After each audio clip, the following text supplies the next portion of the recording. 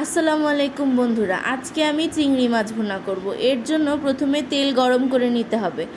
তেল একটু গরম হয়ে আসলে এতে পেঁয়াজ কুচি দিয়ে একটু ভেজে নিতে হবে।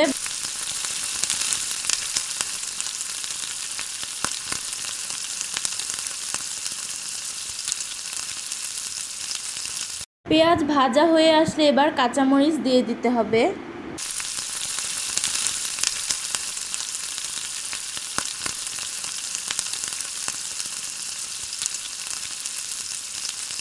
এখন একটু পেঁয়াজ বাটা দিতে হবে।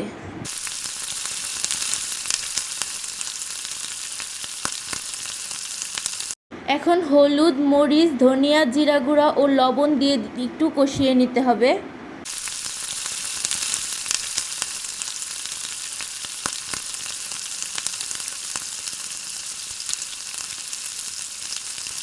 মশলা কষানো হয়ে গেলে এবার ধুয়ে রাখা চিংড়ি মাছ দিয়ে একটু ভেজে নিতে হবে।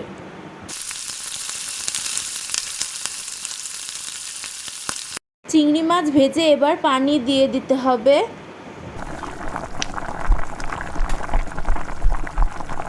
এবার কিছুক্ষণের জন্য ঢাকনা দিয়ে রাখতে হবে। এবার ঢাকনা খুলে কিছুক্ষণ নাড়াচাড়া করতে হবে।